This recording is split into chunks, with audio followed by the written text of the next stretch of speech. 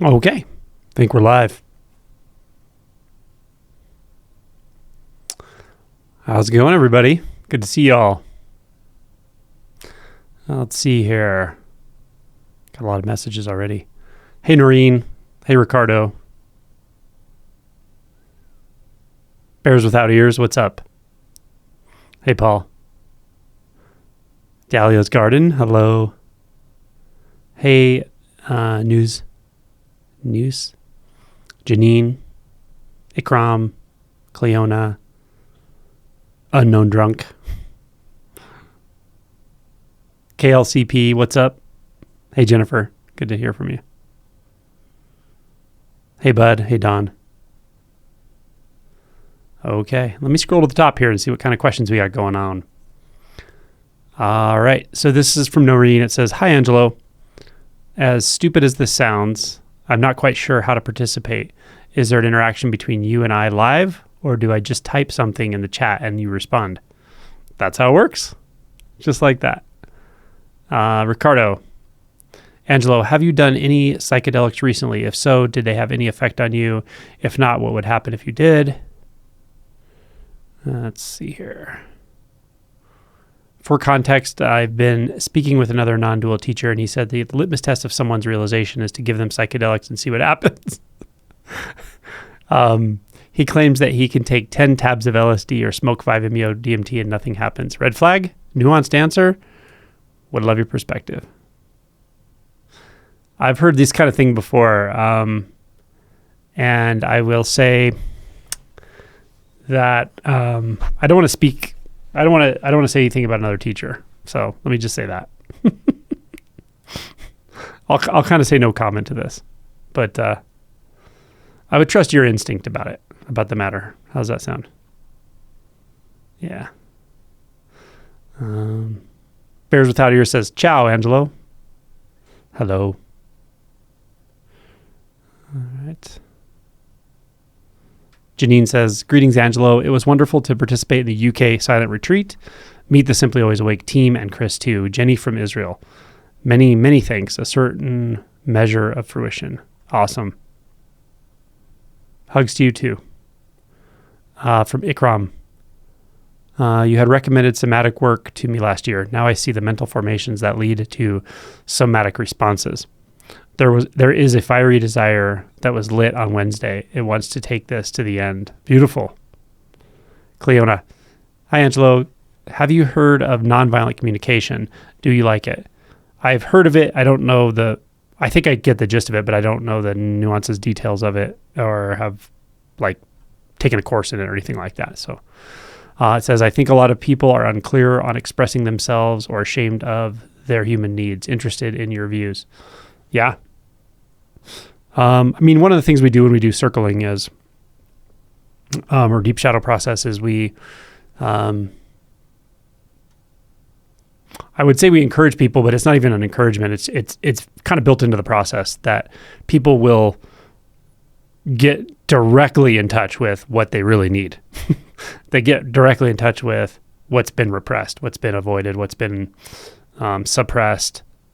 And much of that is their needs. Their needs to express themselves, essentially, to feel certain things. Excuse me. From that perspective, I think it's very important, for sure. I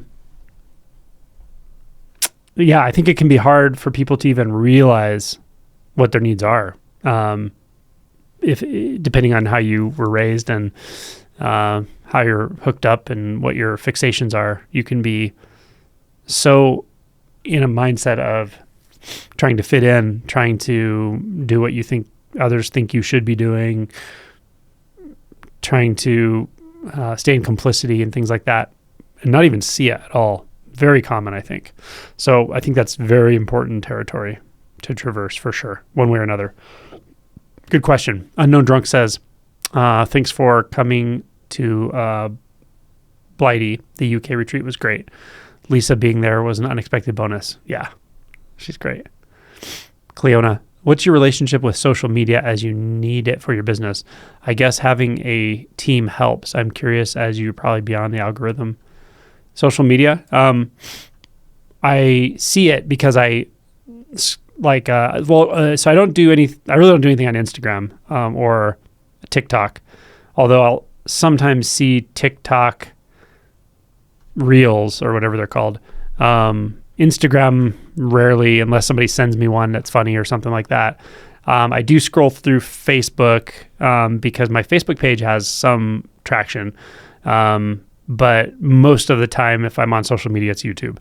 And, obviously I'm uploading a video every single day, so I'm on YouTube reasonably frequently and looking at comments and so forth. So, that's my relationship with it. It's part of this. It's part of marketing nowadays. Like you don't market without social media. It's almost impossible. So it's part of what I do on a daily basis. Yeah. Sorry, I don't know if there was more that you were trying to ask there, but it's just part of what I do. Jennifer from North Carolina. Hope you all are having an excellent day. I love the weather this time of year. I was out doing the yard work and pruning the rose bushes, but here in Colorado, at least, it's bright. It's warm, but not too hot. Very sunny, cool in the evenings, and calm. So it's really, really nice weather. The fall and spring are gorgeous here. So I've been really enjoying the weather and the weekend so far. Unknown Drunk says, I'm curious what happens when two highly realized people meet. Is there some higher order communication, no communication because of separation being an illusion, etc.? I really enjoy being around awake people for sure. Yeah. Yep. It can have a strong energetic effect, but it doesn't always necessarily. I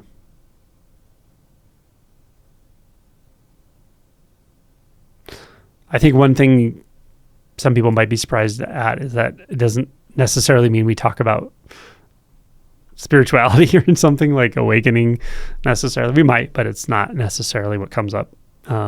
It's more like just simple interactions. But the clarity makes it more enjoyable to be around somebody who doesn't require you to be someone for them. As minor as that might sound, it's actually very noticeable. Yeah, so it's kind of nice that way. Don says, Don's explaining to Noreen how to do the chat thing.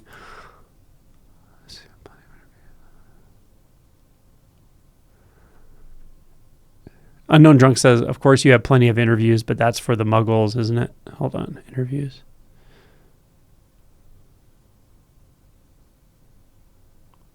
Oh, you're referring to me talking to other awake people. Oh, I see. Okay. Tamiko, hi Angelo and everyone. The UK retreat was profound. Much gratitude. Yeah, good to hear it. All right.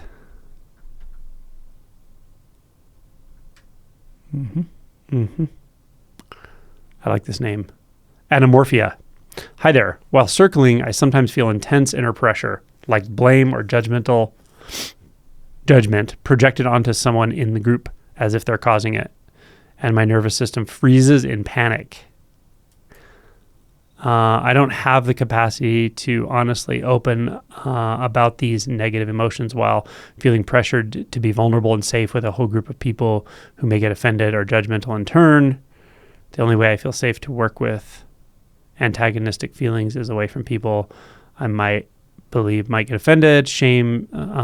Given this format of circling, are there other options? I don't know for sure, but anamorphia. I'm not sure you're talking about the type of circling we do, because in the environment we're in, it won't be a problem when we're doing like the deep shadow process. So again, it really has to do with the facilitators. If you have good facilitators, we'll get you through that. Unless you're just not doing anything at all. There's always a possibility if you just sit and watch that you don't get a lot out of it. But even people who come to this type of circling, even if they don't necessarily, go to the center and do a piece themselves, they definitely get something out of it. And I've seen people have very strong, very, very strong, like shifts or profound things come up from watching other people because it directly relates to them. So you might be talking more in like conventional circling type environment, and that kind of stuff can easily come up in those environments. But this is pretty different. The facilitators are usually pretty keen to what's going on and will find ways to help you break through. Yeah. And a lot of times that's what your mind is saying. Your mind is like, oh, but it's about the person in the group, or I'm having a reaction to this or that, and I don't want to say it, but that's actually not necessarily what's going to come up anyway. That's just the mind's defense mechanism coming up, right? What'll actually come up is probably something deeper that really doesn't have to do with anyone in the group necessarily. It's something more developmental or, because as you know, it's probably not actually about someone in the room. It's deeply rooted and so forth. But these are just layers of coping mechanism or defense mechanism the mind puts up in these environments, or even thinking about being in these environments. Yeah. I would see if you can sign up with one of the circling events we do, or with the Inside Circle in person, and see if how you feel. Also, there have been people who spend Rick Meisner, who's one of the facilitators of Inside Circle, he said the first year he did it in prison, and now you're talking about an extremely traumatized human being, right? And someone who had, he was in prison himself for serious crimes, but also had been very traumatized as a young person. So someone with that amount of trauma, it can take a long time, but I remember him saying it took him a year before he really participated. Like, he just watched and absorbed it. And so it was doing something for sure. So just being in that environment's very powerful as well. So I would want to point that out as well. Okay, this one's from a person called Already Awake. Mitsuru. It says, when with no mind and inhabiting the qualia, I can let go. Okay. There is an energetic signature to that act, psychedelic visuals, etc. Where do I prod attention in this gap to clarify Fetter 6? So you don't need to be in a state of like inhabiting only qualia. You don't need to be in any kind of deep meditative state. You don't need to be in any super zoomed into direct experience to work on Fetter 6. Fetter 6, actually, you're better off just working in just a completely normal state of consciousness without trying to alter it or have any standard for the state of your conscious experience in that moment. That's how you work with Fetter 6. It's very simple and deliberate. It's a very simple, deliberate practice. Just look into your experience, and does it look like you are in a three-dimensional world? Does it look like there's objects apart from a subject? If that's what it looks like, that's where you start. That's where you investigate, if that makes sense. Jennifer, I was so excited for you all in London. Glad to hear you had a great retreat. You're so kind. Paulo, good to see you. Monique from Florida, hello. Sherry Miller, hello. Jenny Huang, hello. The Crow's Nest, hello from Australia. Beautiful. Perth. It's early there now, huh? Hello, Nicole. Jenfish Jones, what's up? Jenny C, hello. Unknown Drunk. Angela is live. If that doesn't seem so for you, try refreshing your browser. Okay. Hello, friends. From Autumn. Ivan, excuse me. Hello, everyone. Steve. Meditation evokes an energy that quiets the mind and very relaxing to the body. As I surrender, it intensely... Oh, I lost myself here. Sometimes this thing scrolls really fast suddenly. Okay. As I surrender, its intensity increases to the point where my ego pulls me out for fear of total annihilation. I would really watch in that setting. I would really watch for those thoughts, like for the the thoughts that are sneaking in saying it's getting too intense, this is getting so intense. Just see what happens if you just momentarily notice, okay, well, what is this like without that thought of intensity? What is this like without the thought of intensity?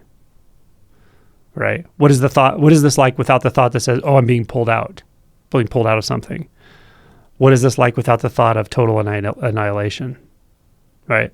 Because if you believe the thought that you're going to be totally annihilated, of course there's going to be some sort of reaction to that. Yeah? So that's what's happening, is just some reaction to thoughts still there. Yeah. It doesn't have to be a super intense experience or anything like that. Yeah. RMG MacD says, hi, Angelo, Ruth, Edinburgh, Heidelberg, and great Waldingham retreat. Awesome. Good to hear it. Okay, I'm going to rearrange my desktop a little bit here. Something glitchy going on.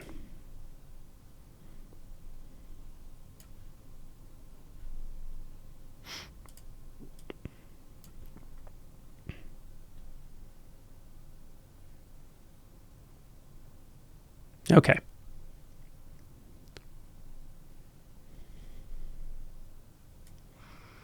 Put that over there. That should help. Okay. This one's from Jarmo. Angelo, it's been a year since First Awakening. Nothing happens. No shadow work. No nothing. What to do? Well, you could do some shadow work. But, how you do it and what approach you take, you kind of have to use your own intuition on that. But when you say nothing happens, do you feel uncomfortable about it? Or, I'm not sure what you mean by nothing happens exactly. Like, what kind of experience is happening? What is your experience moment to moment? Are you clear? Are you clear? There's no triggering events going on in your life when you're interacting with others. So I would be kind of curious, like what's actually happening. Let's see. This is Jenny. Hi, Angelo. A part of me wants to keep inquiring and unraveling the delusion of self. Another part is afraid I'm not ready to lose my vision of the love I want. How can I reconcile this?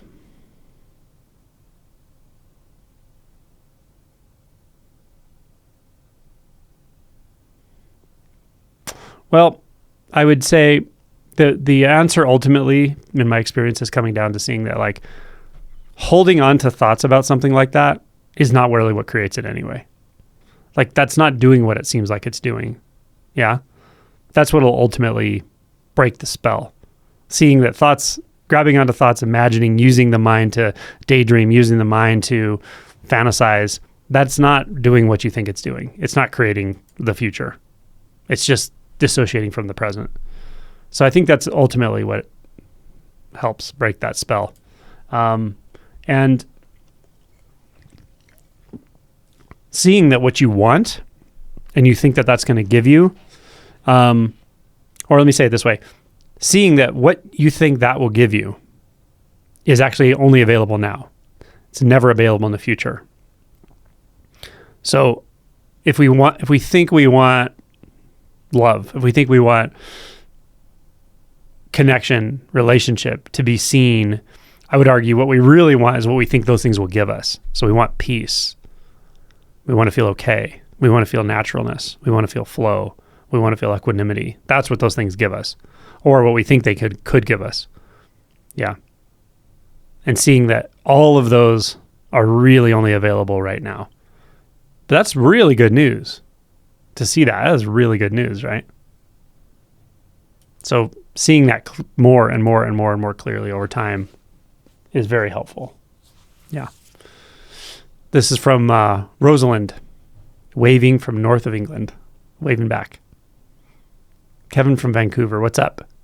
Jonathan Matthew from Vermont, what's up? What's up? Cleona, all right, you're welcome.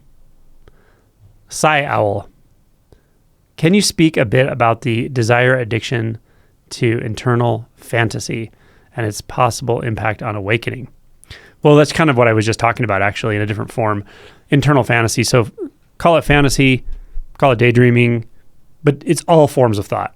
Yeah. Just getting used to seeing that when we are daydreaming, lost in fantasy, we're really dissociating a little bit in this moment. Seeing that more and more clearly is key. Because with time, you'll realize, A, you don't have to dissociate all the time. B, dissociation doesn't give you what you think it gives you. And C, what you really, really want is really here. It really is here. Like, you don't want to be in the present per se, right? Like, don't turn that into another surrogate presence or the now, because what you want is what that gives you. And what that gives you is peace and equanimity and feeling okay. That really is only available here, but it is available, and it's available to rather pronounced depths, but it's not available through fantasy. The weird thing about it, though, is fantasy it doesn't deliver what you want, but what it can do is momentarily take you away from what you think you don't want. And what you think you don't want is an uncomfortable feeling or emotion. But the reason you think you don't want it isn't because there's something inherently uncomfortable about an emotion or a sensation. It's because of the resistance. And the resistance is solidified and maintained by the dissociation. Do you see it? So it's kind of a positive feedback loop of dissociation. Until you really see it fully, it can be slippery. It can be easy to get caught into thoughts about the future. Or may not be even fantasy. It's just control thoughts. They can be pretty tenacious. You always have a choice in a sense, right? You always can disengage from thought right now. Like you can do it right now. Everyone can do it right now. But it's learning to really, really trust this now, that you can let go and let go and let go and let go. And the only way you really trust that is through doing it. And being here and being here and being here and being here. Until being here becomes so juicy and enjoyable that it becomes absurd to want to leave here. Because you can't really, but even to dissociate from being here is absurd. Because it's numbing. It's numbing you from the experience of actually being alive. Autumn. Sometimes I feel like I'm the only one not awake, and everyone who somehow ends up in my world is awake and knows all the things I'm most ashamed of. The feeling is so awful. Maybe you are awake. Who says you're not awake?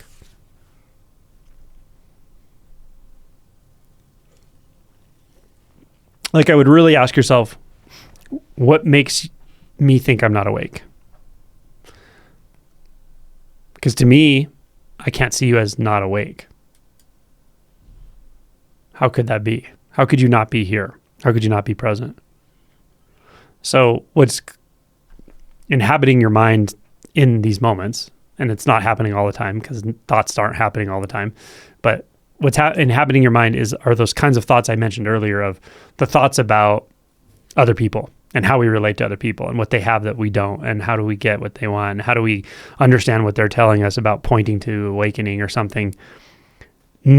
Awakening isn't about any of that. That's the thing, right?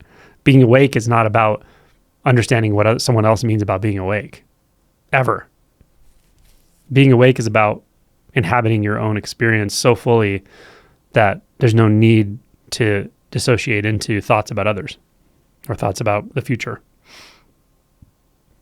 And that's not a state per se. It's available all the time. It's your nature. That's why I like the word true nature. It is your true nature. It's not a state. States come and go. Your true nature is just what it is. So in that sense, to believe you're not awake is really just, it's a thought. Like, it's kind of a comparison thought with others or what other people say or something, right? Jarmo says, Jennifer is my spirit animal. KLCP. With shadow work, I get a feeling in the throat. It leads to vomiting reflex and a convulsion that stops the energy buildup. Should I work with this feeling? Is it a defense mechanism or a distraction?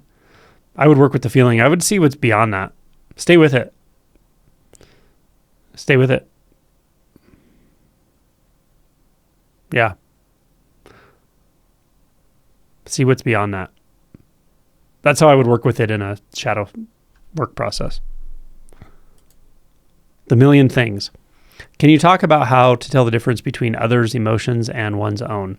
I also have too many mirror neurons or whatever. Kind of sucks. Yep.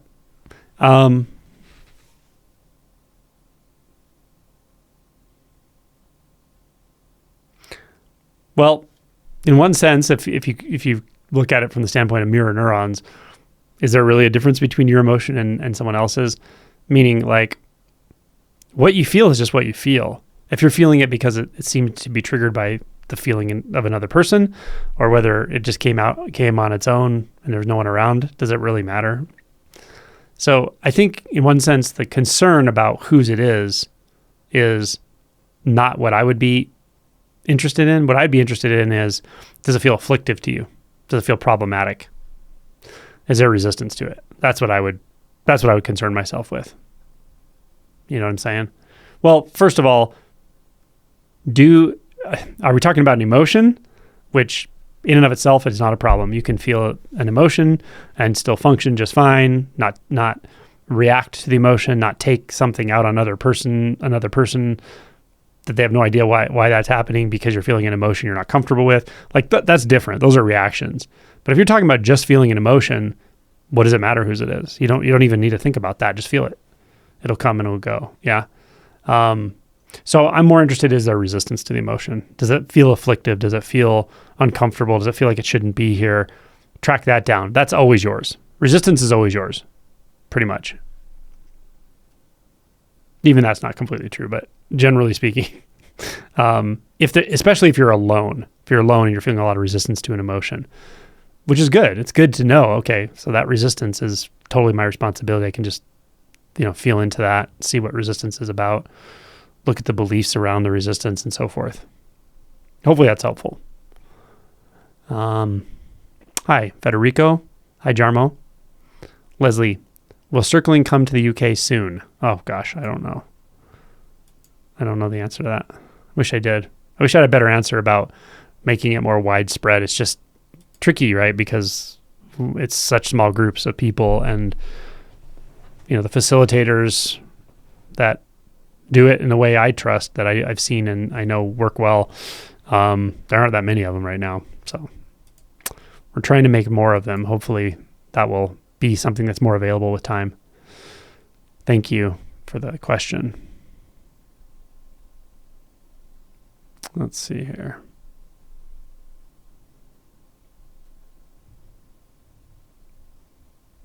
Dakota. Angelo, hello. I must convey yelling and excitement. Awesome. Dakota, I'm glad you're excited. Good to hear from you. Max, do you think you can do circling and shadow work online, or is it a physical contact with facilitator quite necessary? Rick Meisner does do it online some, specifically InsideCircle.org has an online thing where you can get online and do it with them. But the amount of time is limited. Obviously, the number of people is going to limit how many people can go through it that way. I mean, it's definitely better in person, no doubt about it, but I think it can work online too. Frank, hello from Port Ludlow, Washington. You're welcome thanks for all you do. You're welcome. Kevin, I'm experiencing feelings and memories from my childhood. If it seems like many of my current issues with connecting with others comes from coldness and rejection from my mom at a really young age. Yeah, that stuff gets deeply rooted in there, huh? I'm feeling that really viscerally, and also I'm feeling rage and blame toward her. How to deal with these emotions? I would, depends on how much you want to challenge yourself. One thing you could challenge yourself to do is to offer warmth to people on a daily basis and really make yourself do it. So 2 to 3 times a day, maybe. You could offer warmth to someone in the form of what you feel like you're not getting, right? Or just something that you want to offer sincere appreciation for. You appreciate something about someone. I appreciate how you interact with people. I appreciate that you're smiling most of the time. Makes me feel happy to meet you or something. Yeah. Get in the and it may be extremely difficult to do this at first. Like you may find it really hard because you're just not conditioned to do that. Like I grew up in this way as well in a family that was like, I don't think I ever received praise from my father that I remember or anything, for instance. So I challenged myself to do this. This was many years ago, and it made a huge difference in the way I interact with people. But at first it was very difficult because it was so against my nature to like give someone appreciation, because I was so starved for it. But over time, it actually changed a lot for me. So I would recommend trying that.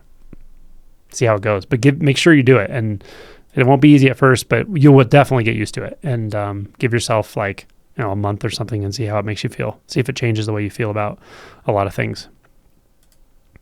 Jennifer, I'm engaging the shadow. My therapist says, don't do it. You need to shore up your coping mechanisms. This is where I totally disagree with some therapists, not all therapists, of course. Yeah. I began to second guess, but I've been using fear of poking the ED bear to avoid going deep. Yeah, I don't think that's necessarily true. I don't think it's true. The more I've seen, if you do the circling processes with us, we go straight through all the coping mechanisms. Like we lay them bare and set them aside altogether and get really, really, really, really deep. And the things that get unhooked and shifted and altered are very, very profound. I mean, they're the kind of things like you could be in therapy for years and not even touch this stuff, but we can get to it in an hour. It's crazy, but it's what I'm finding to be true. So and I've talked to therapists about this. I have friends who are therapists too, of course, who also know how to do this other type of work, and some of them are even incorporating it or trying to incorporate it into their therapy. But they agree with me that this is, even though it's taught in therapy, it's really off base. Like, oh no, don't go too far. What I think personally, I think the therapist is scared of the intensity. They're afraid you're going to go where they can't go. You know what I mean? Does that make sense? In themselves, because to be in a circling environment that we do. Like as a facilitator, I have to be completely vulnerable. I have to be totally wide open and vulnerable. I can't be the, I'm the one who knows and I'm helping you through your trauma or something. It's not like that. It's full on. And I have to feel everything you're feeling, and we have to go there together. So, and I will. But yeah, so I think there's something about the fact that when you're authentically relating with somebody at a really deep level like that, you have to be willing to go where they go. And I really think sometimes if a therapist says something like that, that's what they're really telling you. They can't go there. That's my opinion. Maybe not everyone agrees, but Fuzzy Logic says, hello, Angelo. Talking with you last meeting was very helpful. Oh, good. Already Awake says, I can use jhana, but I am inquiring normally. Okay. Subject object clear. Can hold either clearly, weeks of practice. Can fall into a very relaxed state. Okay, so I just want to be clear, I'm not talking about states. In your experience right now, when you say subject object clear, I'm not sure what you mean. Do you experience a subject and an object? Is that your experience just normally, like moment to moment? Or is it very obvious that there just is not a subject object construct at all? It's going to be one of those two with the sixth fetter. It's not a jhana. Kind of like Kevin Shanlick explained, a jhana is like a evidence that you haven't broken a fetter if you can enter and exit a state. This is not a state. It's either clear or it's not. That's kind of how Kevin would describe it generally, and I think that's pretty accurate in my opinion, in my experience too. And then the rest of the thing says, as I relax, visuals begin to distort. My eyes try to relax and unfocus. Things get blurry and wavy. Can sit here forever, but I'm not sure what to poke around at. Yeah, so that's okay. Yeah, so I wouldn't necessarily work with it in that way. I would look at my playlist on sixth fetter specifically, and or anything on subject object, and really do the exercises. Don't just sit there and like let the visual field get blurry and psychedelic and stuff. I would really confront the very simple, basic assumption that there's the subject-object construct exists, that there's definitely something here apart from everything out there. Unless that's gone. If it's gone, that's a different story. But it's probably either there or it's not. It shouldn't be like too blurry. So yeah, good question. Jennifer says, I can't avoid it anymore. There you go. That's when we're called to really do the deep shadow work, huh? Jenny said, I used to get excited about lots of things. Now sometimes it's like there isn't anything to do, but it feels unsatisfying. The desire to chase experiences fades. Can I still have fun in awakening? You can, for sure. The feeling of there's nothing to do and things are kind of unexciting usually to me means there's like a clarifying of the thought identification, like the thought identification's clearing out and all the ideas about doership and being in control of the life and the way you're thinking about it, all that stuff's starting to fade away because you realize it's not true. But the standing wave of dissociation is still there. The feeling of dissociation, I just mean feeling apart from your life, feeling kind of like, if it feels boring or if it feels unexciting or like blah or like a spiritual desert, that's not a bad thing. It's a sign of progress for sure, but it's definitely not the final position. It's not where things ultimately end up. Things ultimately end up in a place of much more robust interpenetration of intimacy, and it won't feel unsatisfying. By nature, it feels actually rather satisfying. So that's good news. You're just in a kind of transitional period, and that can happen for a while. This is Pineapple Hat.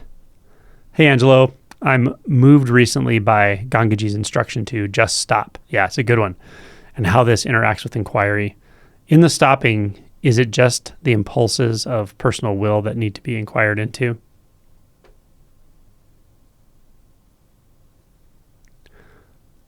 I might be a little confused about your question. If there's just stopping, that means, I like it the way Papaji said. He's like, don't just stop. Don't grab another thought. Don't make thoughts. Don't make concepts. Or as my Zen teacher would say, don't just sit there and don't make anything. So that's not necessarily an inquiry. You could call it an inquiry into the nature of what's here when everything stops. But what's stopping is the grasping of thoughts. What's stopping is the identifying with one thought and then the next thought and the next thought and the next thought. That stops. That's what the pointing is. Stop doing that. Realize there's just no need to do it. Things get real simple real fast. Okay, Already Awake says, do I let my eyes relax or should I try to remain focused on an object? It's more like an object fades away. I fade away and everything is all wavy, but I cannot get that to stick permanently. I would really look more at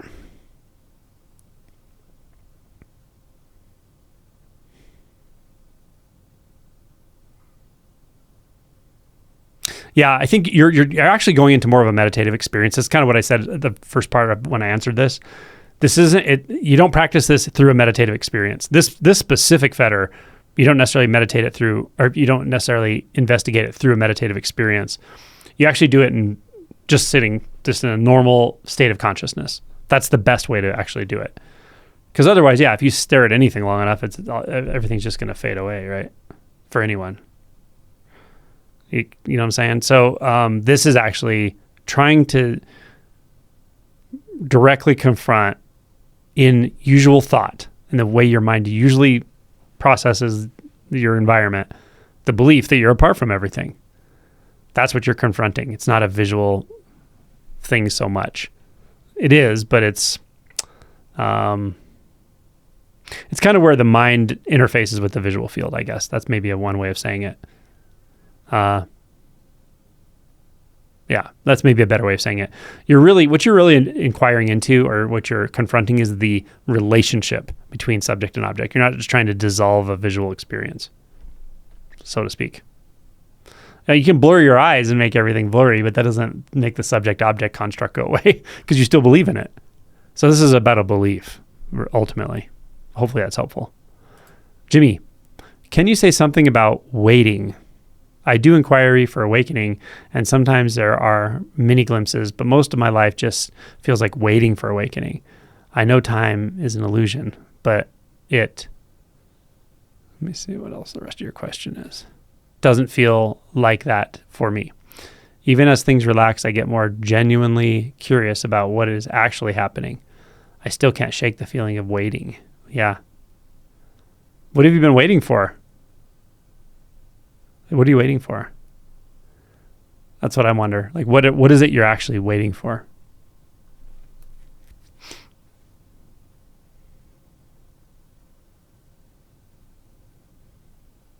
What are you waiting for?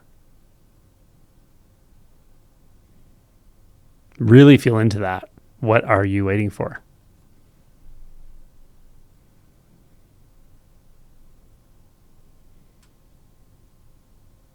What are you waiting for? The time is now. This is the only time to wake up.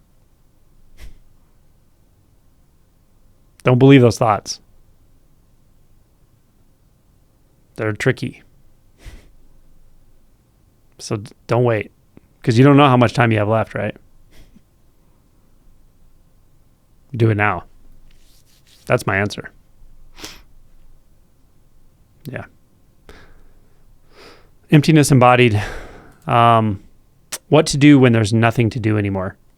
How to orient when there's nothing to orient.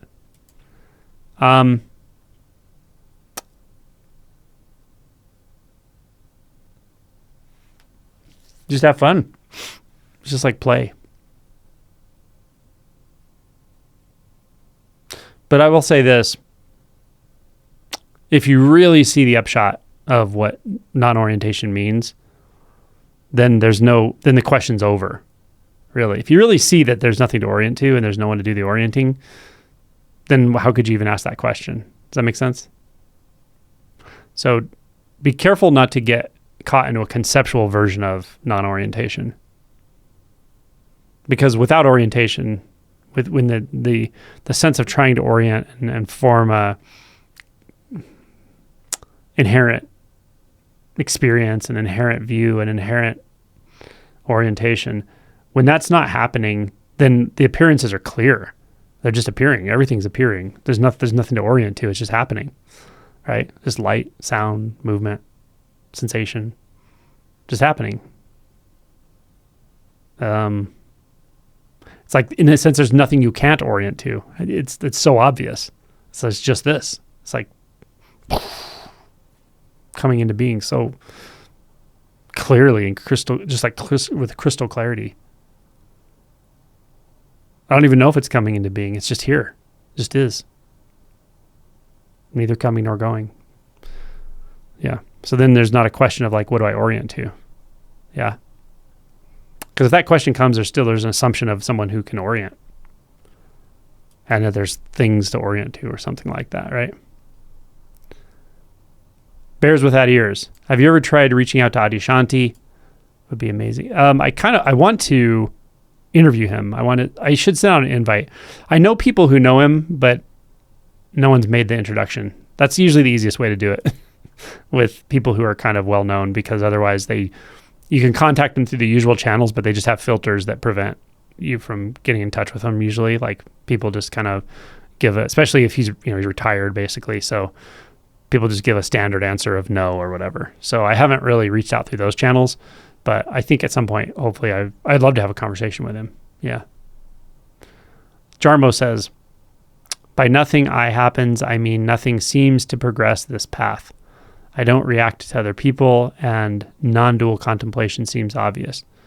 There's no distance, etc. No distance, okay. Where do you think the path is supposed to progress to? What are your ideas about that? That's what I would ask yourself. Like, what do you think is supposed to happen next? What is your idea about that? What is even if it's like a somewhat of an unobserved expectation, I would look at the expectations. What do you think is going to happen next? Where do you think it should go? Jimmy Googer said, it doesn't feel like that for me. Even as things relax and I get more genuinely curious about what is actually happening, I still can't shake this feeling of waiting. Oh, sorry, that was the second part of your question. This is from Distracted Editor. Hey, Angelo.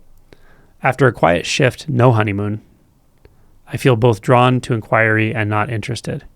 In real time, how do I tell helpful practice from rebuilding a seeker? Well, healthy practice should direct your attention deeper into what's already here right now.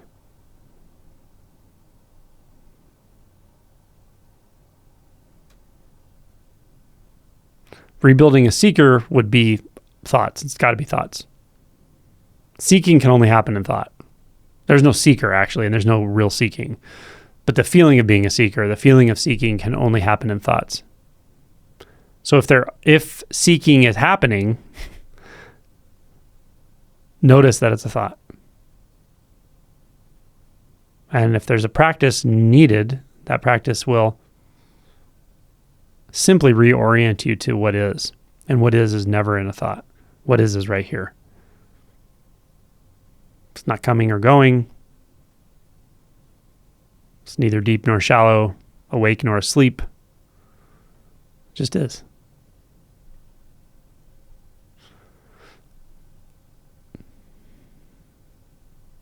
Autumn says, what we really want is what we think that will give us. This is true of all surrogates. This is why I use the term surrogates sometimes.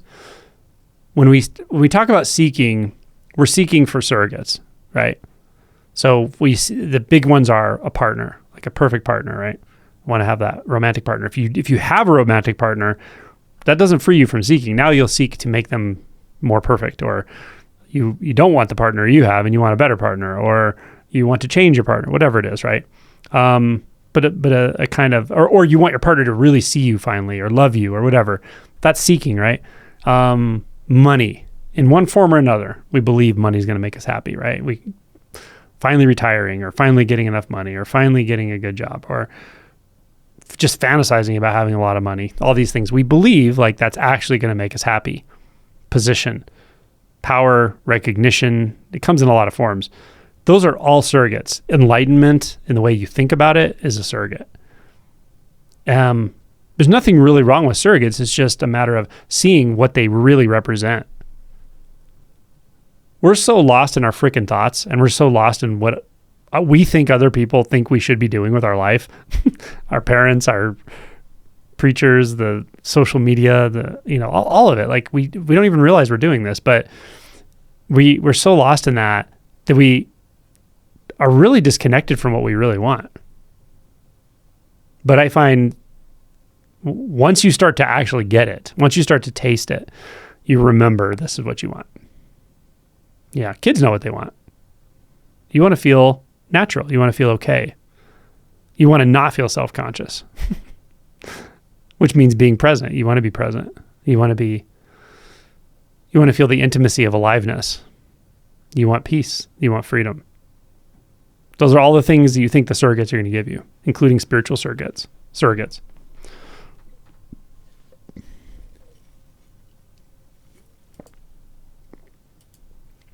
Federico says, how to deal with the difficult people at work. I'm experiencing anxiety and rumination just because of a new executive. I don't even care about my work. Work in my life, so it's weird. It just has good working condition. It could be that person reminds you of someone else. They trigger you for various reasons. Or it could be that they're directly affecting your ability to function in the workplace. So I would really first ask yourself a very practical question, maybe sit with it. Is this person actually negatively affecting my work life? Because management can, right? A manager can, or even a coworker, they can kind of do things that really make it hard to work, like hard to do your job, hard to enjoy doing your work.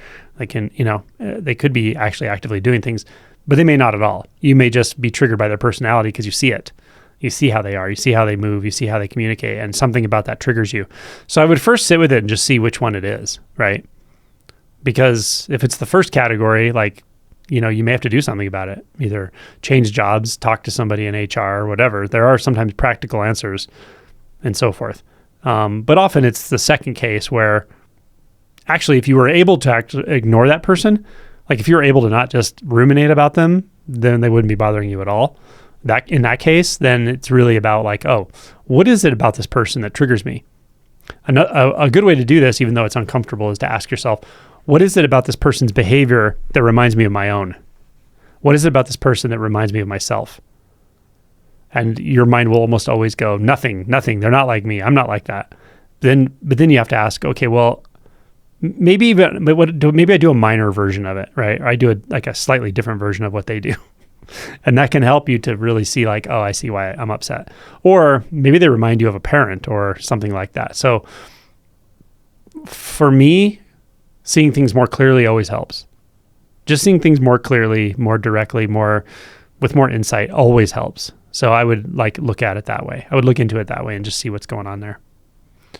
Yeah. And as you go along, feel everything you need to feel, right? If something comes up in the body as you're thinking about this or, interacting with that person, really take time to just put your attention into that sensation and feel it. That'll help a lot too. It may take some time, but it'll help. Joyce. All right, let's see. I've heard you talk about what being cold is, to be specific. Cold. I get these periods of coldness where nothing works to warm up, like cold radiating out of my spine. Let's see if there's more to that question. Not sure if there is more.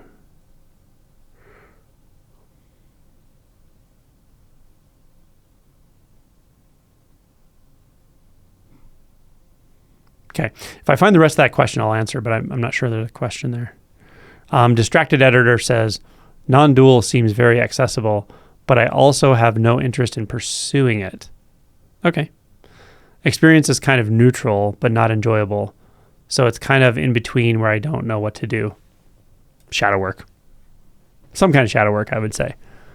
Yeah, I suspect there's repressed emotional material there.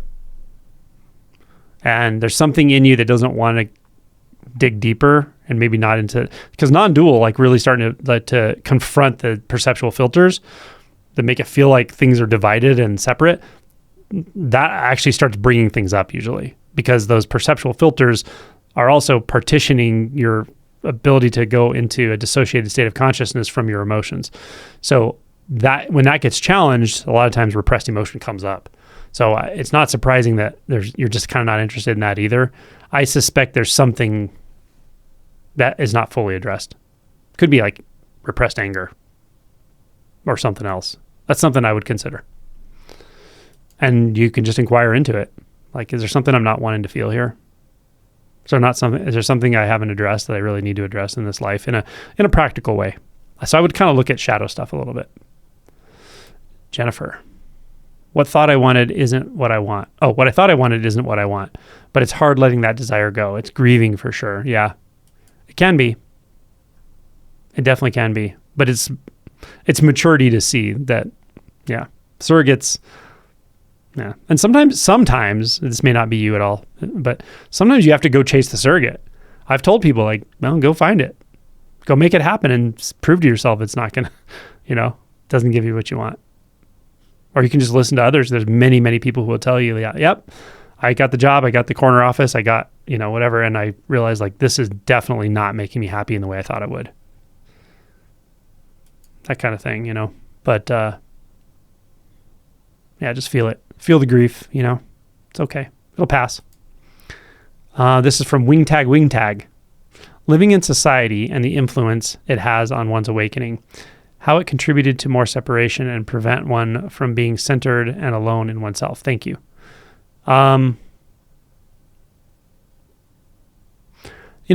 Traditionally it was kind of like, you almost would believe you have to leave society, right? You have to become a renunciate to wake up, certainly to be enlightened.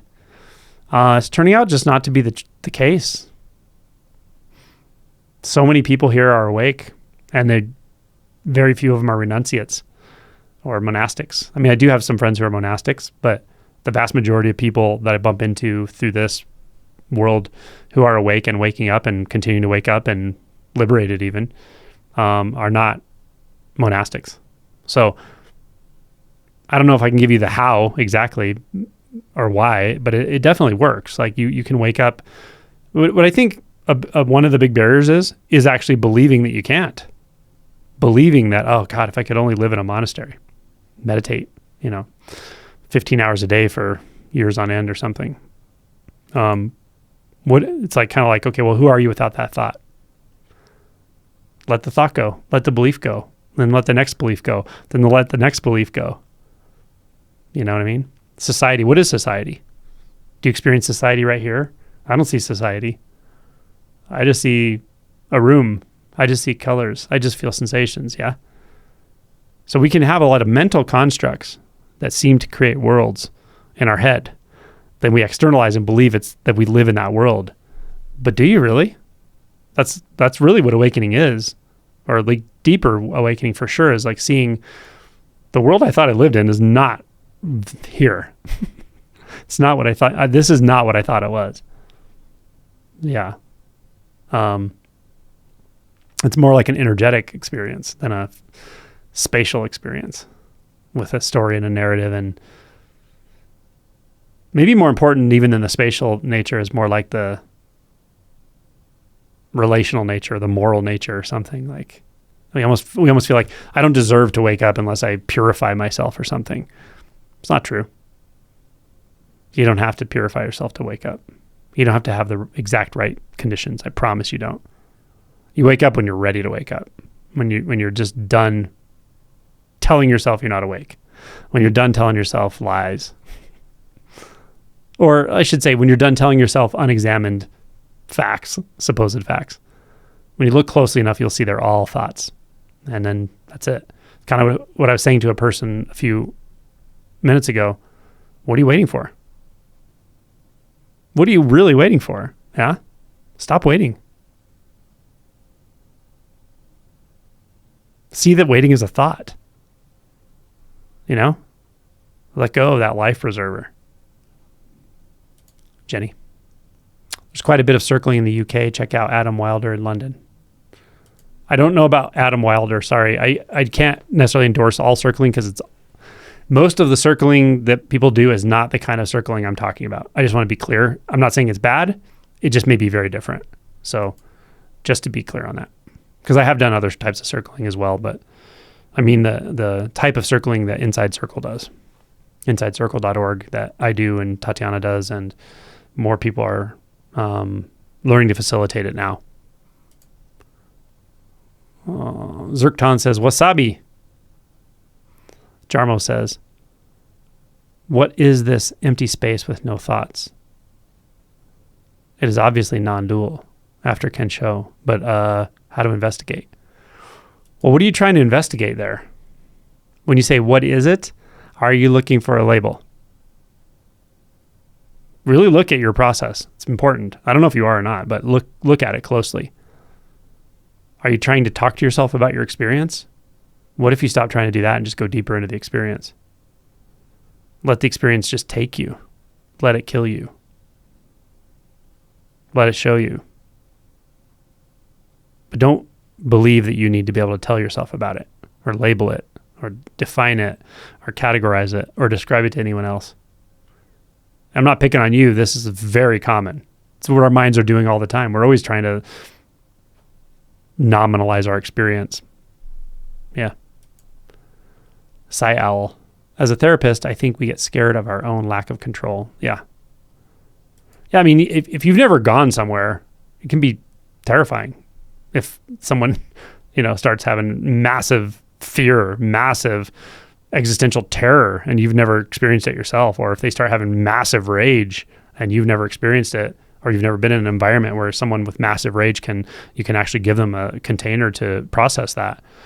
But that stuff all happens in these deep shadow circles. So yeah, a lot of it's experience as well. Jarmo, it is easy to be with the sense fields with no thoughts. I would agree with that for sure.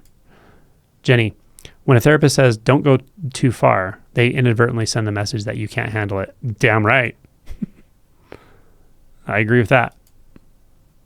There's no what was it Rick said? We did a circling weekend, 2 different days. That was, I facilitated with Rick Meisner, and he's been doing this for 25 plus years.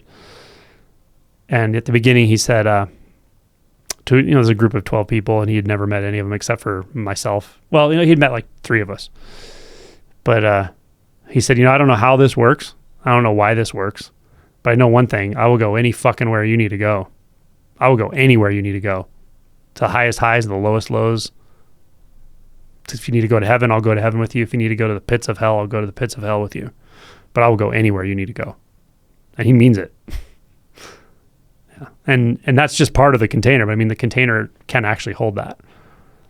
And there's something in you that feels resonance when somebody tells you that, and they mean it. It's profound. And I feel the same way. I mean, I didn't say it in that moment, but I'm in these circles. I will go anywhere anyone needs to go, however they need to go, and I won't make it wrong. So, yeah. Jennifer, thank you, Angelo. When she said that, I thought of you saying just that, but those fear thoughts try to hook in. Then I was like, nah, she just doesn't know. Yeah, I mean, and they may be telling you their own personal boundaries too, or like their own limits. Like if they're discouraging you from processing a certain way, I mean, it's probably not gonna. I do know somebody who has told me this, who has some trauma that hasn't been worked through, and he said he's been to therapists a couple different times, different types of therapists, and they've said something like that to him. Like he said, yeah, they tell me like, no, you're going too far into it. And he's like, but I feel like I want to go farther into it. And yeah, so I'm not an expert on therapy either personally. And there's, of course, all different types of therapy. I know very awake therapists too, who totally get this stuff. There's, it's a huge topic and it's a very mixed bag. So please don't take offense if you're a therapist and so forth. Yeah.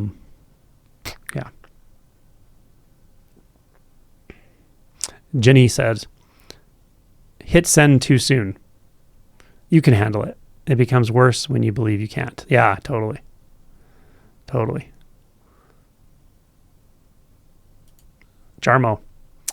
It's like fine film between the me and the apple that I'm looking at. Okay, if there's a fine film between you and the apple you're looking at, I'm less interested in the film and more interested in the fundamental belief you may have. There is a you and there's an apple. That's what we're looking at. We're looking at the subject-object experience. Again, it's added so early in processing that we often overlook it. It's almost like we're trying to erase the distance between me and that, but not really questioning that there is a me and a that. Does that make sense? That's why the 6 fetter can be a little slippery with this stuff. Yeah. Cool. David and Elaine, hello. Arriving a bit late to the party, but great to be here. Loving greetings. Oh, it's nice to hear from you both. Lovely couple. Got to meet and hang out with you both in the UK. Book lamp. What do people talk about in the circling events? Do they confess their sins or take up their trauma or something? Book lamp, the best thing I can tell you to do is watch the documentary called The Work, 2017. You can find it in the US, it's on Amazon Prime, but I'm sure it's available in other countries as well, one way or another. But it's that's the best way. Just watch that. You'll get it. That's the best sense I can give you, way better than telling you a bunch of words. It's not always what you see in that movie either. Those are just examples of it, but it is that kind of process for sure. And it looks all different ways. It looks all different ways. Can't even tell you how many ways it comes out. Yeah, it's pretty cool. Very organic. It's very natural, but when you're in it, you know it. You know you're experiencing something that most people have never experienced. And strangely, as part of you knows like, oh, I know how to do this, but people are avoiding this all day long, always. Crazy, but true. Yeah, it's really cool. It's a cool process. Bears without ears. Angelo, have you ever experienced a yearning to be so close to someone to the point where you want to merge with them, but then as you get closer and closer, you start feeling like you want to run away? Of course I've felt that way. Hasn't everybody? It's good to like investigate the nature of that drive, that desire, and then those fears. I mean, I don't want to just give it away, but like, see what's there. See what emotions are like involved in that. See what beliefs are involved in that. Yeah, but I've definitely looked at that very closely in myself and worked with other people who've looked at that exact thing. Yeah.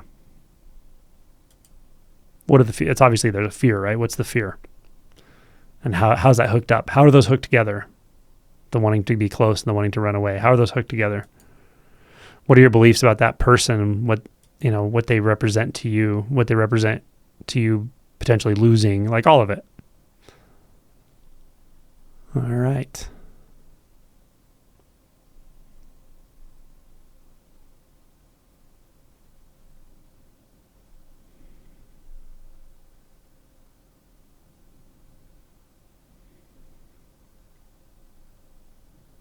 Jarmo says, time is now. Time is now. Now, now, now, now. What more could you ask for? It's always here. This freedom. You don't need to earn it. You don't need to find it. Trying to look for it as a thought. So you can let go of that. The belief that you're going to find it later is a thought. It's one of that's probably the most hilarious thought, right? So it's like what I was saying about waiting. Like someone saying, I have this waiting thought. Well, set it aside. Stop waiting. You're not really waiting. You just believe in a thought that says you're waiting because there's nothing to wait for. There's no place that waiting leads to. There's only right here. It's so simple. It's so simple. But we don't like simple. We like thoughts. Complicated, confusing. Why do we like them? I don't know. Why?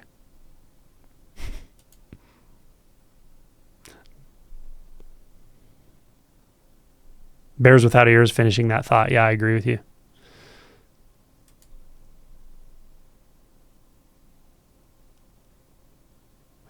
Jarmo says, 7th is BIH. Don't know what that means. CS says, hi, ever since I got deeper into doing shadow work, I feel it's harder it's just a thought. From a non-duality perspective. The latter feels like running away. How to integrate these two perspectives? You feel for it. If there's a strong emotion coming through, telling yourself it's just a thought isn't really probably particularly helpful. Right?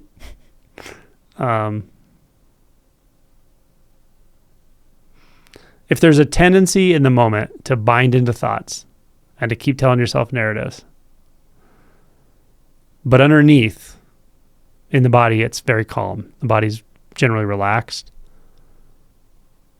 Then just reminding yourself of the nature of presence, seeing thoughts as thoughts is helpful. It's always helpful to see thoughts as thoughts.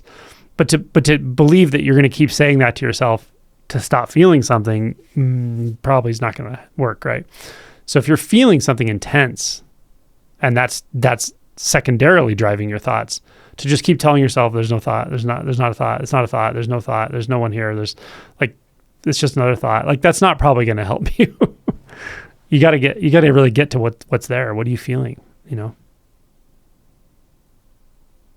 So it's kind of presence or absence of, presence or absence of an emotion.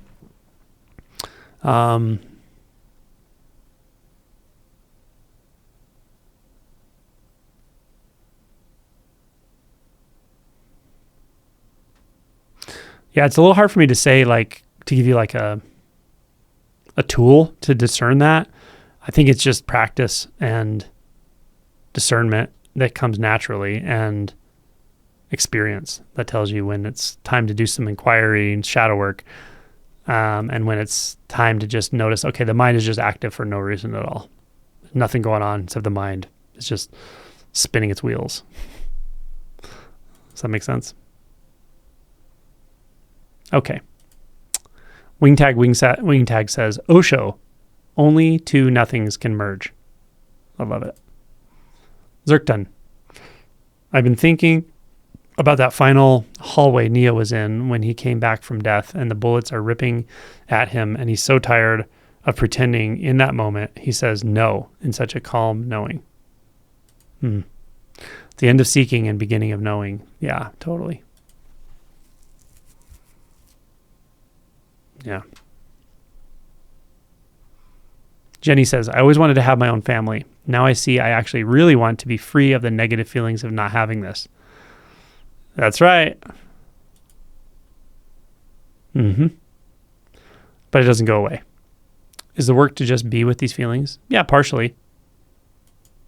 And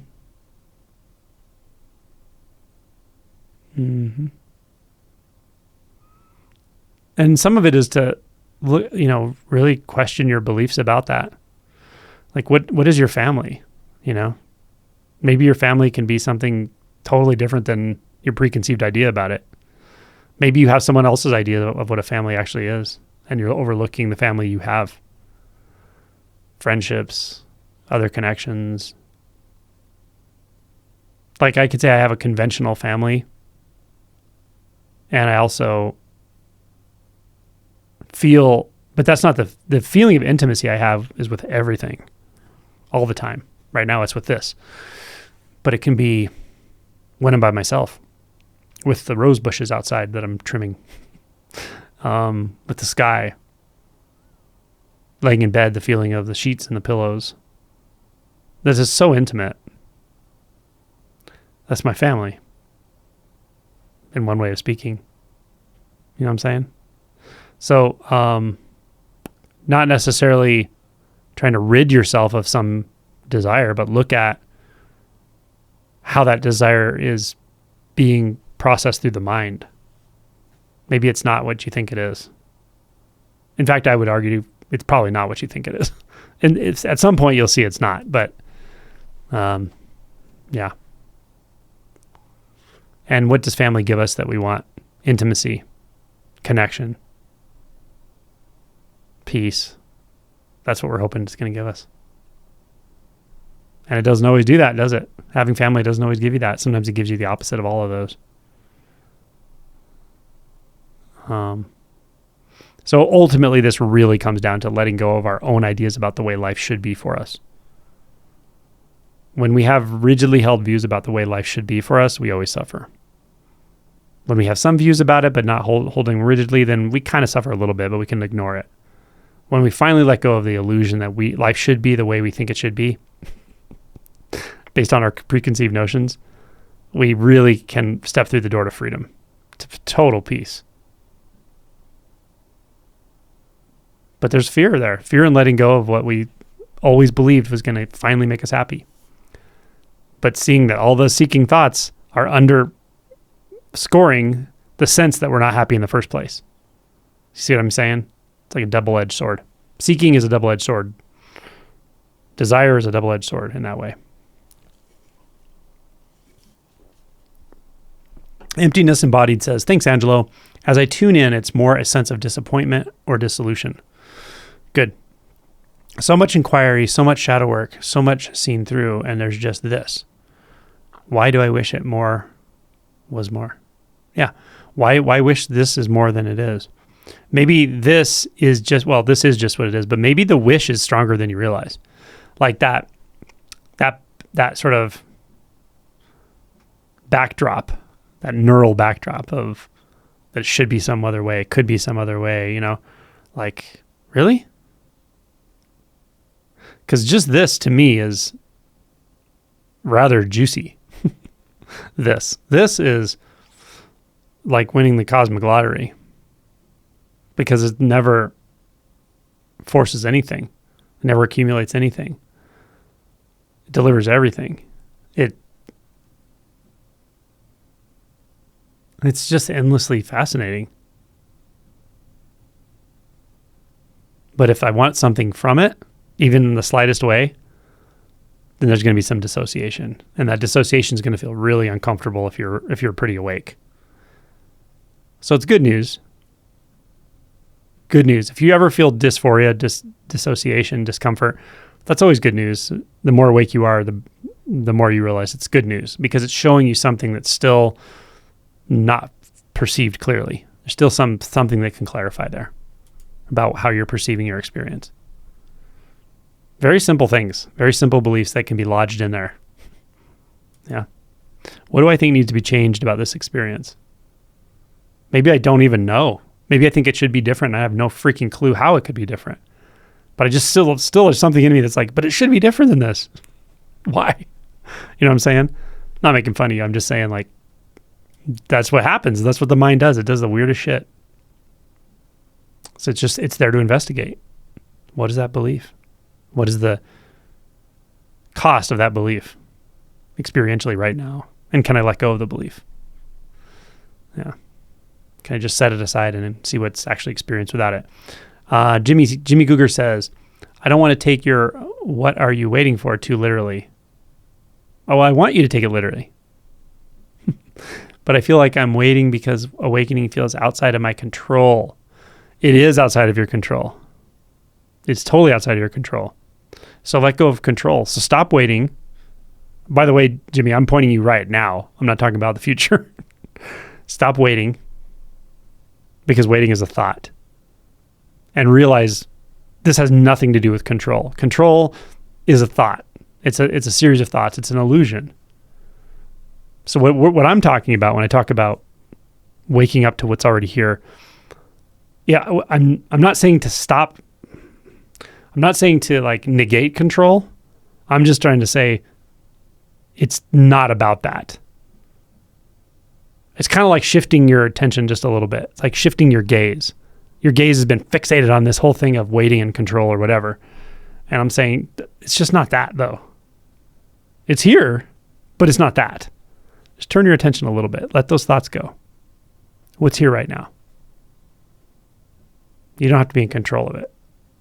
What a relief. God, what a relief to not have to be in control of anything. You don't have to be in control of this. Because you can't. Because it's already here. It's too big to be in control of. It's too everything to be in control of. It's too all-encompassing to be in control of. It's too right now to wait for. You can't wait for it. Waiting is like Santa Claus. There's no such thing in reference to what we're talking about. You know, control is the Easter Bunny in reference to what we're talking about. They're just illusions. I mean, the Easter Bunny's real, but you know what I'm saying. Waiting for a breakthrough moment. What are you trying to break through? What are you trying to break through? Are you trying to break through the thought that says you're trying to break through? Are you waiting for the thought that says you're waiting to stop? Is that what you're waiting for? Let me say it again. Are you waiting for the thought that says I'm waiting? Are you waiting for that thought to stop? See what the mind does to you? It's just not about waiting or not waiting. It's not about control or not control. Those are just enticements of the mind. They're Santa Claus telling you there's something in this bag for you. But when he shows you what's in the bag, he really just puts it over your head and ties it up, then beats you with a bag of oranges.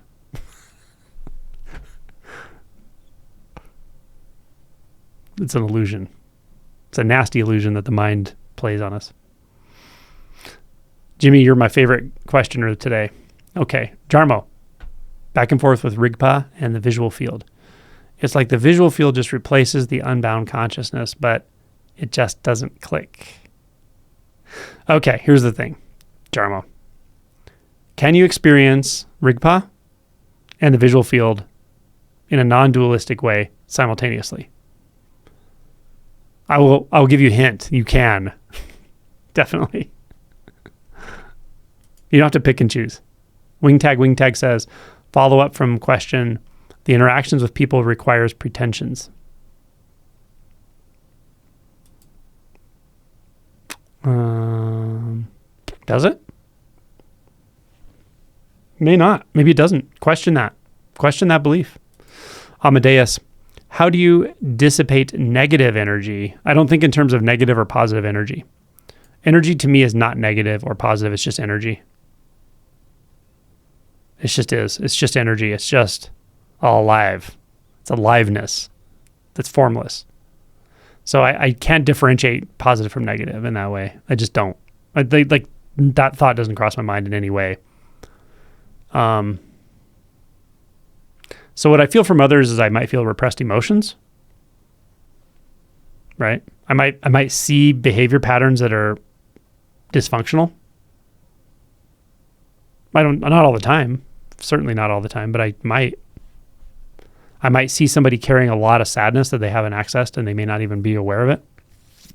But I just see it on their face, you know? The energetics of the moment, there's no person there, no form, no bodies, no boundaries, no edges. But conventionally speaking, yeah, I see their face and I see sadness. I don't try to dissipate anything. It's just what's happening. Yeah, good question. Zerkton Zoe says, I love Tatiana so much. I do too. I love Tatiana. She's amazing. Transmits pure being. She does. She definitely does. She is not short on pure being. She's a gem for sure. Jennifer says, I've chased and met my greatest desire. It certainly didn't give me what I thought it would, but there is still some holding on to that identity. It's painful, but I can see the seeking mechanism.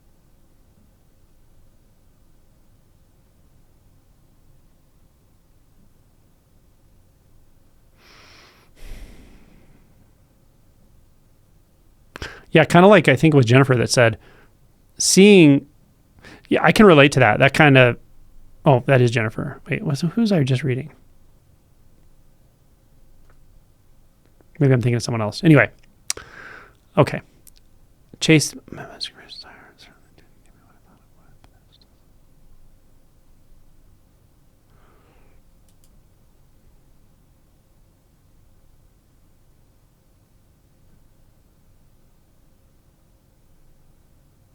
Yeah, I mean, at some point you'll see that seeking is really just a thought and a sensation. So what I might recommend actually is in real time, as seeking thoughts come, seeking thoughts about whatever you're talking about, as you notice them, feel into the body really clearly, like, where am I feeling this mapped? How is this mapped in my body, right? You may feel something in the chest, but look closer too. Is it like in the chest and the jaw and the neck? Is it on one side? Is it cool? Is it warm? Like, just really notice how your body's mapping these moments of seeking or whatever, discomfort, because it's probably a combination of sensations, thoughts, and beliefs, like some kind of seeking mechanism based in thought, and some form of dissociation. If it's uncomfortable, there's always some form of dissociation. And just noticing how that's tracking in your body, how that's mapped in your body can be helpful, I find. Just seeing things clearly, seeing things more closely.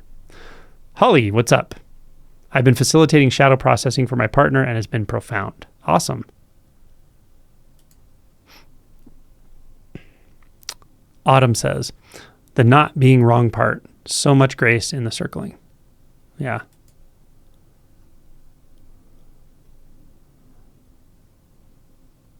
Jarmo, thanks again. Good answer. You're welcome. Let's see where we're at here. This one is from -- Yes, sixth fetter stuff. What are some inquiries for this, that? I am objects. Like I said, I do have a playlist called the Sixth Fetter, or Fetter 6. And I have a bunch of videos in there. You can also look up Kevin Chanelek's interview I have with him where he talks about the Sixth Fetter. Yeah. So it's really about starting with the perception, starting with examining and noticing, because even noticing it is sometimes hard. Noticing that there is a perception arising very frequently and very quickly that there are objects out there. Stuff. There's objects. There's the wall, there's a person, there's a floor, there's a sky, right? And there's a subject in here that is always relegating itself to some kind of distance from the objects. Like it's a dynamic mechanism. That's what you're really looking at. And just to even notice it's happening at first can be challenging. But once you start to see it, like, oh shit, yeah, it feels like I'm pushing the world out somehow by being back in here. It's like pulling back and pushing out. Noticing that's happening like all the time, that's the start. And then the question is like, is it really there? And there are a lot of ways to approach that. Again, like I said, I have a big old playlist on it. Yeah. Cool. Sayal says, this work has helped my therapy practice immensely. I'm sure. That's awesome. And it's really good to hear. And that's the idea. I mean, many people that are on this channel that are subscribers and so forth are therapists and, all kinds of people who do various types of coaching and so forth. The clearer you get, the more awake you are and the more shadow work you've done yourself. Just the more facilitation clarity you're going to have, the better you're going to be able to work with people and go wherever they need to go. Michael H. says, Angelo, in dealing with reactivity, how important is specificity with the underlying emotion? Can one sit with fear as opposed to fear of abandonment? I sit with this in my body and it dissipates. If we're talking about the direct experience of the emotion itself, then the sensation is the key, right? Really feeling it as directly as possible is the key. So if you notice yourself going, trying to decide, is this fear? Is this angst? Is this fear of abandonment? Like, you're probably still a little bit in the head, or at least partially your attention's trying to get up into thoughts and then analyze. I would really just ask yourself, okay, can I feel this just a little bit more? Can I get a little closer to the core of this? Right? There's some part of this I'm not fully feeling, and just really allowing yourself to drop into it, forgetting about the label. You don't need to worry about the label in that case. Someone called Transcending Dimensions. I like the name. Hey, Angelo, can you give some guidance on breaking the seventh fetter? Thanks. Sure. Same thing as I said before, though. I do have a whole playlist on that. Fetter 7. Also, the non-duality playlist talks mostly about seventh fetter and so forth.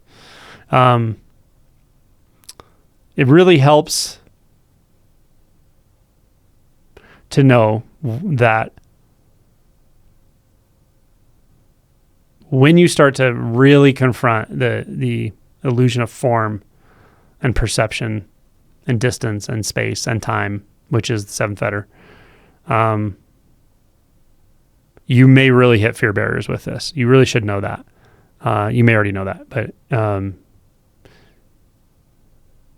if it seems too cerebral, there may be some significant amount of shadow work that hasn't been done. That's just a possibility. Even if you have done shadow work and so forth, just know that really confronting and starting to dissolve that perceptual filter of distance can be really triggering. It won't be constantly, but don't be surprised if you have like a strong fear response periodically. A feeling like, oh my God, I'm like dying into this. Like I'm just dissolving into whatever this is that's formless, there will be nothing left of me. That's often the thought that comes. So just know, first of all, that can happen for sure, and probably will to some degree at some point. That's part of it. And then the other context is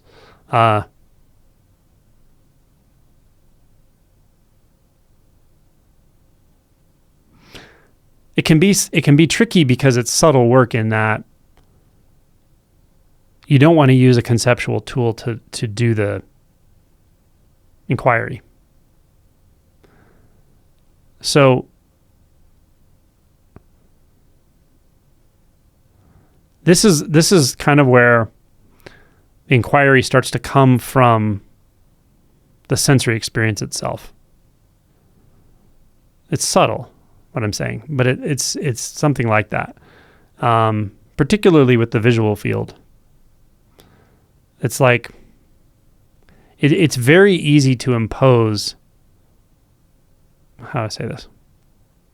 It's very easy to unknowingly use a concept that's trying to counteract another concept, and then not realizing you're using the concept that's counteracting a concept like formlessness and trying to impose the concept onto the visual experience. That's a common thing that people fall into. So knowing that's not how this works. You're not going to like force formlessness onto your experience. You're not going to force merging into experience.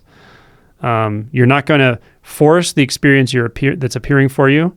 You're not going to force it to suddenly conform with or fall in line with your ideas about what non-dual should look like, for instance, or what you've heard. It doesn't work that way. It's much more like it overtakes you. Again, this is a subtle thing. Like, this could all be misinterpreted, but it's much more like relaxing enough so that you see what's really there. Not conceptually, not the way you can explain it to yourself. And again, it's not like imposing some framework onto it. That's the trap people fall into at first, usually. It's like you can't impose a framework, even if it's a framework of no framework. It doesn't work that way. It's like you got to really be vulnerable and open. There's a feminine aspect to this that's really helpful.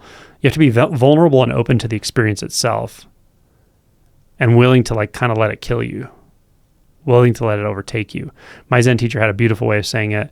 Just become quiet and calm through and through, and let the scenery overtake you. It's very much like that. Okay, this is Sam. Hey, Angelo, I've been trying to get comfortable with touching insects, and it feels like the fear of it is like preverbal, like there's a repelling force field between my fingers and touching the bug. Okay, I would challenge it in yourself first and say, maybe it's not preverbal. Think back into when you learned to be afraid of it. Because I've been through this, and I remember I used to be kind of freaked out by bugs and insects. Like I don't know, they creep me out somehow when I was much younger. But now they're not at all. I'm like fascinated with them, and I feel like an affectionate love when I see them. But I know for me, like I remembered back these times when I would see like my older sisters or whatever get really scared when they'd see them, and that actually wired a response into me that there was something to be feared there. So if you may not be preverbal, or maybe you may find a structured memory around it. So I would look for that and see if you can really remember when you were taught behaviorally to fear it. And then, like so many things, once the behavior is in place, the thoughts and beliefs follow, right? So that's one possible approach. Janine, is the work 2017 about a group of men in prison? It is, yep.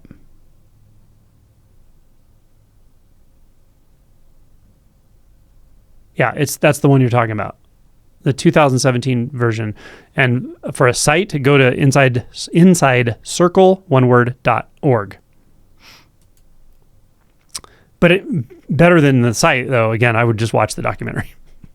It's way better to just get a sense of like what this actually is.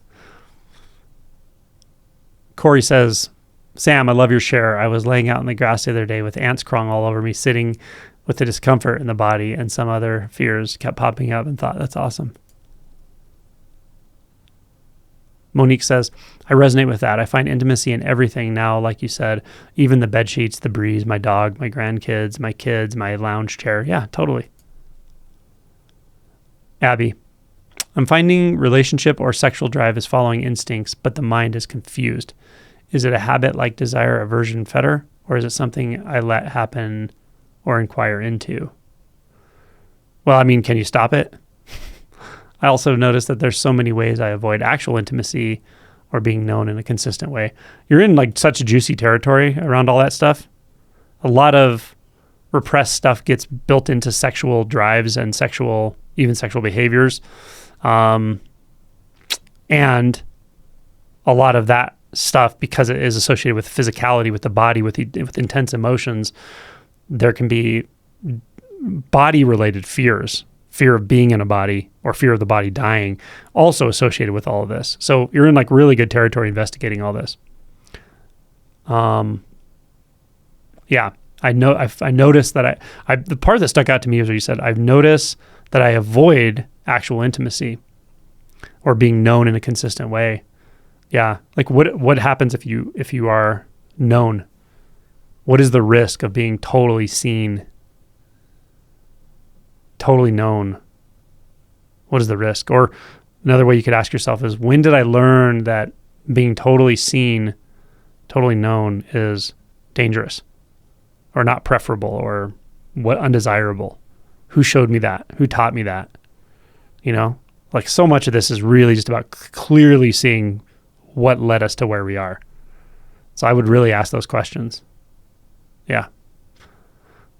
Bears Without Ears says, tears are flowing right now. Something's going on and it feels pure, whole. I don't want it to go away, but I don't feel the need to hold on to it either. Beautiful. Very cool. Toby, is it normal to get massive fear and doubt after an awakening and question whether it's really happened?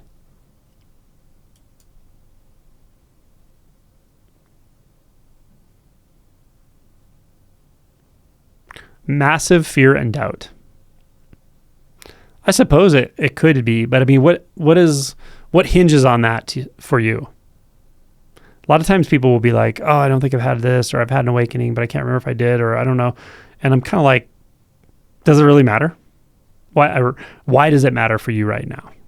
Does it change the nature of reality, whether you knowingly had an awakening or not? No, it doesn't. Reality is what it is, right?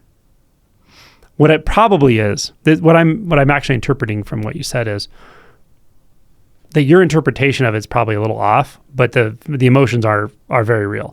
So what really usually happens is after an awakening and like a honeymoon period, the shadow work starts, right? It's like, and one of the ways that feels is emotions start feeling super intense. Like you're just feeling intense fear now. You know what intense fear feels like, but your mind is saying it's about this. It could be about other things. Your mind could be just telling a different story, but this is the one it's telling, right? You know, does that make sense? So I'm more like inclined to say, just feel it. Feel the fear. Where is that fear? When is that fear? It's right now. Feel it. Just feel the fear. Doubt, feel the doubt. Doubt as hard as you possibly can. Just doubt. Just doubt. Don't think about it. Just doubt. Feel doubt. Right? That's kind of the path usually when we start doing shadow work.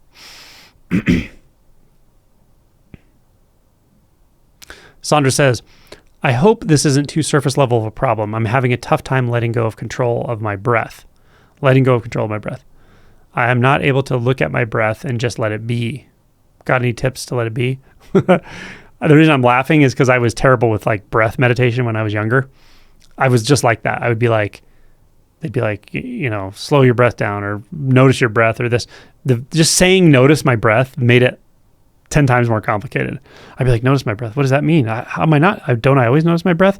Am I slowing my breath down now that I'm noticing my breath? Like it just put me in my head in some weird way. So for me, breath-based meditation, and I'm talking about before awakening, it just did not register for me. I could not figure it out. It was not meditative. It was not comfortable.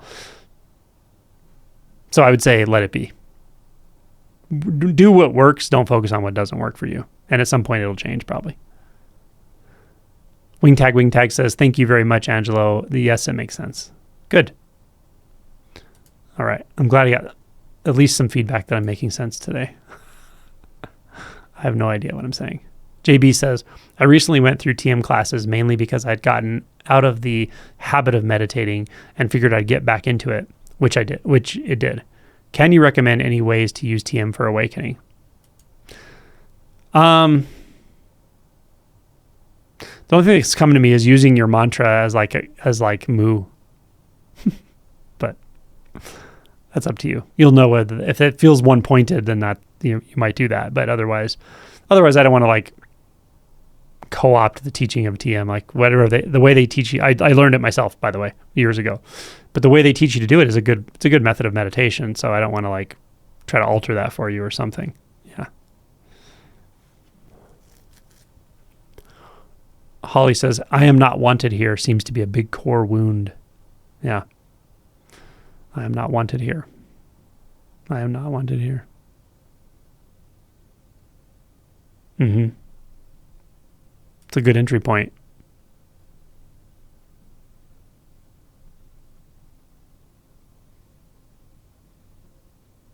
Corey says, Sam, I feel it. All right. Jenny, can you say something about working with boredom? I know it's a thought, but there's a sense of this moment could be better.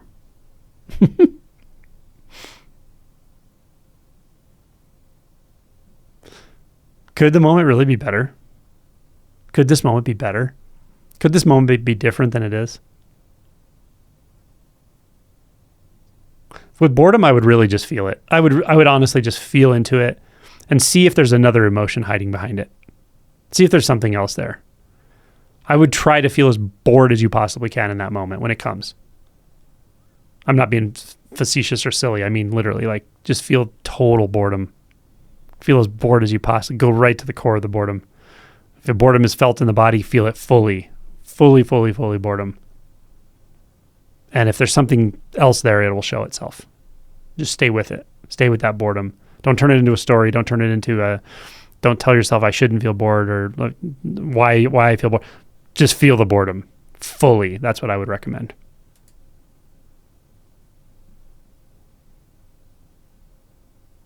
Toby says, how do you know if an initial awakening isn't just an extended glimpse?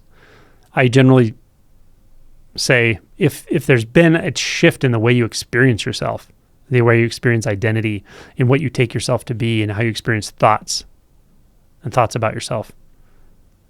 I can usually talk to someone for about 2 minutes and figure it out if I need to, but I don't necessarily always need to. All right. Unknown drunk. I've been spending a lot of time recently doing nothing. It's driving something in me crazy. Feels like breaking an addiction, strong bodily feelings of writhing, grasping for orientation.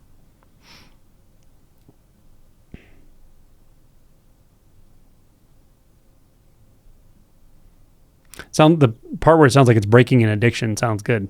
Yeah. Yeah, it sounds like you're really staying with your sensations, and that's a good thing. You're staying with the somatic experience. Okay, let's see here.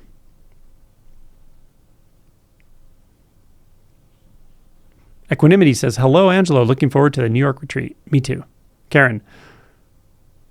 I'm talking to Holly. Equanimity says, do you like Pepsi more than Coca-Cola?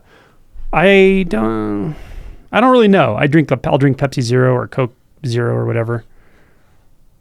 I don't know. They're a little different, but I like them both.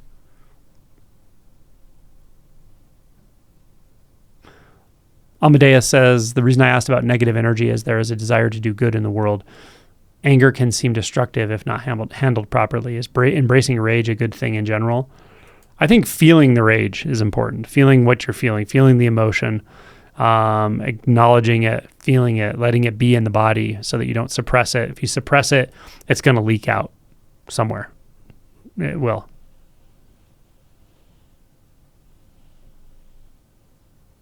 That's really cool. Holly said, my mom's fear of bugs wired it into me. After doing MDMA in my 20s, it disappeared to a large extent. That's cool. I feel like such innocence in little insects and stuff. They're so innocent. When I'm taking a walk and I start noticing ants, I'm like stumbling almost because I try not to step on them. You know what I mean? Once I notice I can see them, I try to really avoid stepping on them.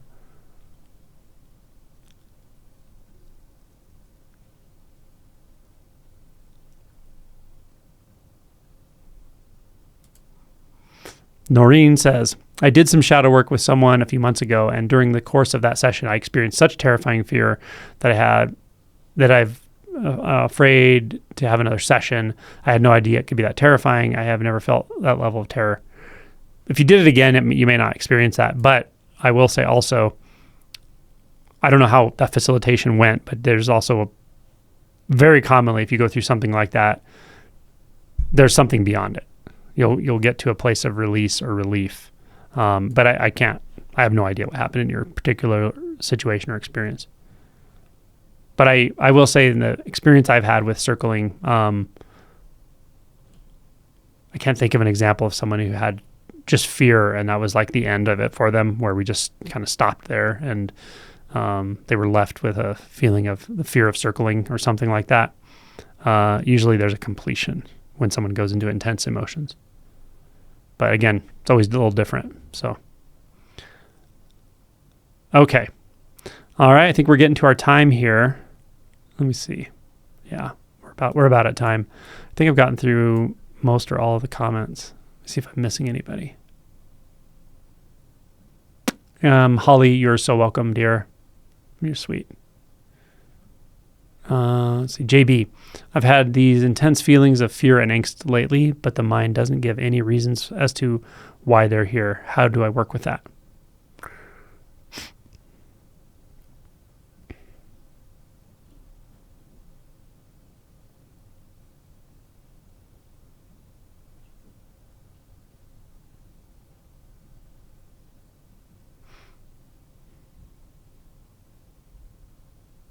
I would really ask the feelings themselves instead of the mind. I would really, when the feeling comes and it's intense, just really try to get as close to it as you can. And just kind of ask, like, is this trying to tell me something? Like, is there something I need to know about this? Is this delivering some information? It's a little tricky because I don't want you to get like heady about it, but just drop that question into the sensation itself and just wait. Don't insist on an answer because you may not get one that's obvious, but you may. Yeah. Dakota says, it's kind of funny how the thought that I need to get things right isn't there.